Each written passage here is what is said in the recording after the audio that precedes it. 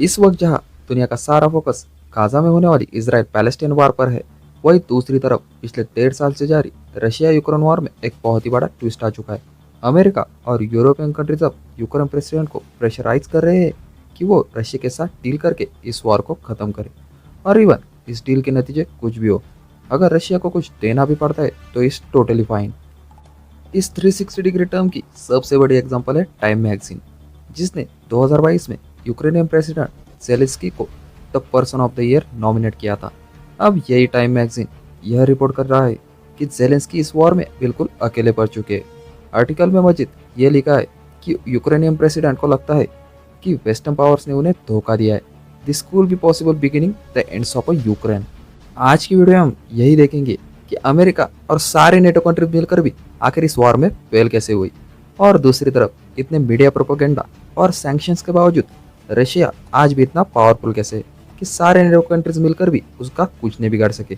याद रखें कि ये 21st सेंचुरी के फाइंडिंग मूवमेंट्स है, जब दुनिया अमेरिका की सुप्रीमेसी से निकलकर एक मल्टीपोलर वर्ल्ड के बनने जा रही है। और ये सब कैसे और कब होने जा रहा है, आज की इस जस्ट थिंक की वीडियो में हम यही जानेंगे।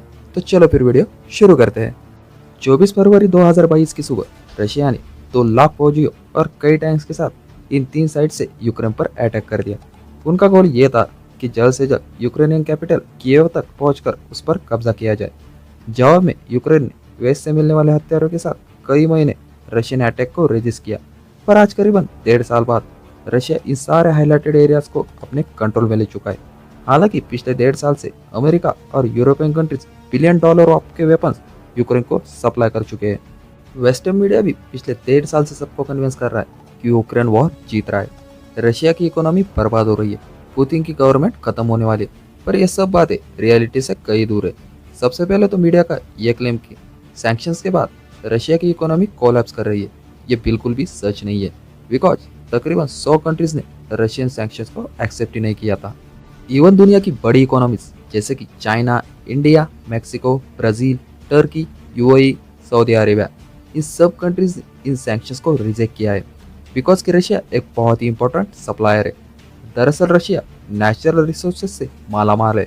रशिया के पास दुनिया के सबसे बड़े नेचुरल गैस, दुनिया के दूसरे सबसे बड़े कोयले और दुनिया के सबसे बड़े छठे ऑयल रिजर्व है, और इसीलिए रशिया को साइड लग करना इतना आसान काम नहीं है। रशिया यूक्रेन वॉर से पहले इंडिया रशिया से सिर्फ 3% क्रूड ऑयल इंपोर्ट कर रहा था, जबकि आज इंडिया का 40% क्रूड ऑयल रशिया से इंपोर्ट हो रहा है। इसी तरह चाइना और रशिया में भी एक अंडरस्टैंडिंग डेवलप हो चुकी है, जिसके मुताबिक चाइना अपने बॉर्डर के साथ रशियन एरिया में नेचुरल रिसोर्सेज एक्सप्लॉइट करने के लिए रशिया को इंफ्रास्ट्रक्चर और लेबर देगा, और बदले में रशिया चाइना को आधी कीमत पर ऑयल और नेचुरल गैस सप्लाई करेगा। इसी तरह चाइना के स्टेट ऑफ मलाका के थ्रू आने वाले तेल से भी डिपेंडेंस खत्म हो जाएगी, जो इसकी एक बहुत ही बड़ी कमजोरी भी है। इसी तरह अमेरिका, जो रशिया पर सैंक्शंस लगाने में सबसे आगे था, उसी के एक न्यूज़पेपर न्यूयॉर्क टाइम्स के अकॉर्डिंग 2022 से 2023 तक अमेरिकन कंपनीज ने रशिया में न्यूक्लियर एनर्जी खरीदने के लिए $1 बिलियन की पेमेंट की है। इसी तरह वेस्टर्न कंट्रीज के सैंक्शंस के बाद रशिया का सारा ट्रेड वेस्टर्न कंट्रीज के साथ शिफ्ट हो गया है।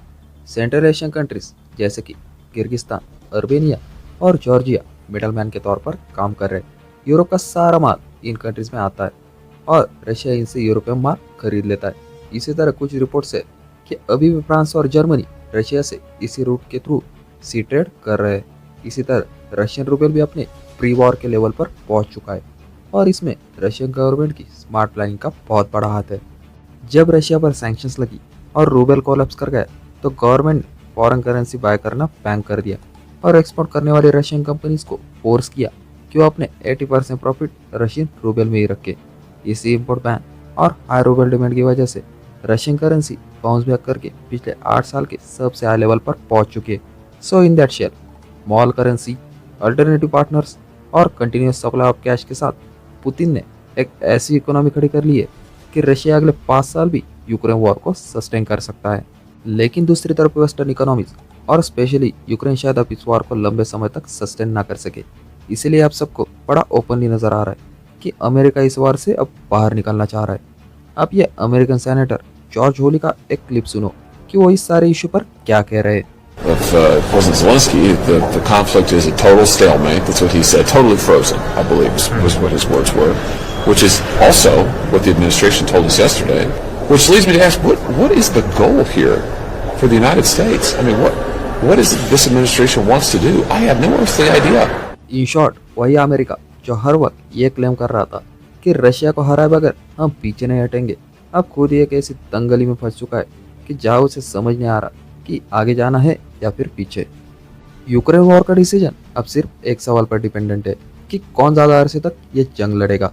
यूके का प्रॉब्लम ये है कि अमेरिका और वेस्टर्न कंट्रीज उसे हथियार तो सप्लाई कर देंगे, लेकिन अगर उसके सोल्जर इतने ट्रेन ही नहीं होंगे कि उन्हें यूज कर सके, तो इन हथियारों के होते हुए भी रशिया का कुछ नहीं बिगाड़ा जा सकता।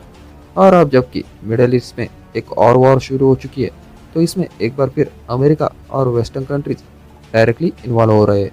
तो यूक्रेनियन प्रेसिडेंट को भी एहसास होना शुरू हो चुका है कि now he is our own, because America के लिए यूक्रेन से भी ज़्यादा इंपॉर्टेंट इजराइल है। इसकी सबसे बड़ी एग्जांपल है वेस्टर्न मीडिया पर अब सारी कवरेज इजराइल और हमास रिलेटेड है। यूक्रेन पर आपको हार्डली कोई अपग्रेड मिलेगी, और सिर्फ गवर्नमेंट ही नहीं बल्कि पब्लिक लेवल पर भी अब ये शिफ्ट नजर आएगा। अभी पिछले हफ्ते एक पोल रिलीज हुआ जिसमें 40% अमेरिकन सिटीजन ने यह कहा कि अमेरिका यूक्रेन को ज़्यादा एड दे रहा है। हालांकि सिर्फ 3 महीने पहले ही सिर्फ 24% अमेरिकन ऐसा सोचते थे। और अब यहाँ पर सबसे बड़ा ट्विस्ट यह है कि अगर यूक्रेन अमेरिका और यूरोपियन यूनियन की बात मानकर रशिया से पीसफुल कर रहता है, तो वो सिर्फ यूक्रेन में नहीं बल्कि अमेरिका और नेटो के लिए भी एक बहुत बड़ी हार होगी। बिकॉज कहा वार से पहले यह क्लेम किया जा रहा था कि हम न सिर्फ रशियन आर्मी को वापस ढकेलेंगे बल्कि मॉस्को तक के हिस्से पर कब्जा कर लेंगे। और अब सिचुएशन यह है कि यूक्रेन अगर इस पीस ट्रीटी के नतीजे में अपना 20% एरिया हो सकता है। और आप देखेंगे कि वेस्टर्न मीडिया फिर से एक बार इस नैरेटिव को घुमा फिरा कर पेश करेगा कि ये एक डिफीट नहीं है बल्कि ये नाटो इस कॉन्फ्लिक्ट के बाद और ज़्यादा स्ट्रांग हो चुका है, बिकॉज ऑफ स्विट्जरलैंड और फिनलैंड भी नेटो के मेंबर्स बन गए हैं। सारी फॉल्ट्स यूक्रेनियन प्रेसिडेंट जेलेंस्की की थी, उसकी प्योर लीडरशिप की वजह से हम इस इधर तक पहुंचे हैं एंड सो ऑन। लेकिन इस बार ये नैरेटिव को ब्लेंड करना इतना आसान नहीं होगा, बिकॉज $1 बिलियन खर्च करने के बावजूद सारे नेटो की शिकस्त हुई है। इससे पूरी दुनिया को मैसेज जाएगा कि अब अमेरिका और नेटो इतने पावरफुल नहीं रहे, असल पावर तो किसी और कंट्री के पास है। इसी परसेप्शन को तोड़ने के लिए अमेरिका एक बार फिर ताइवान को एश्योर करेगा कि चाइना से उसे डरने की कोई ज़रूरत नहीं है, हम आपके साथ हैं। मगर let's stop here and ask simple question, आखिर अमेरिका और नेटो के 30 कंट्रीज मिलकर भी एक रशिया को नहीं रोक सके जिसको इकोनॉमी चाइना की इकोनॉमी का 10% भी नहीं है, तो यही अमेरिका और नेटो चाइना से कैसे लड़ सकते हैं?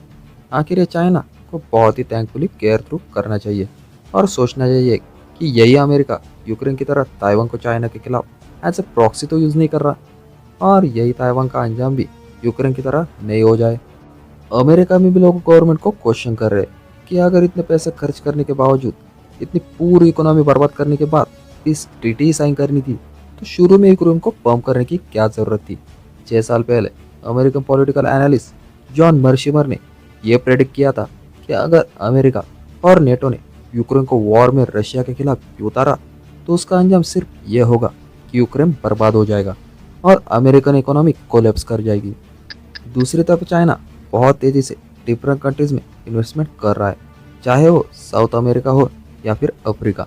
नतीजा अब चाइना बहुत तेज़ी से पावर वर्ल्ड में पोर्ट्रेट हो रहा है। इसीलिए अभी लास्ट मंथ 130 कंट्रीज के रिप्रेजेंटेटिव ने चाइना में होने बेल्ट एंड रोड की इनिशिएटिव की 10th एनिवर्सरी अटेंड की। यह एक बहुत ही बड़ा साइन था कि दुनिया वेस्ट के बजाय ईस्ट की तरफ देख रही है।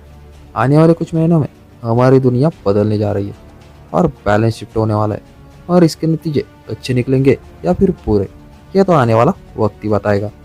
आई होप कि आप सभी को ये वीडियो अच्छा लगा होगा। ऐसे ही इन्फॉर्मेटिव वीडियोस के जो लिंक्स है मेरे, वो मैं डिस्क्रिप्शन बॉक्स में डाल दूंगा, प्लीज़ उसे चेक कीजिए। ये वीडियो अच्छा लगे तो वीडियो को लाइक कीजिए और नए तो प्लीज़ चैनल को सब्सक्राइब कीजिए।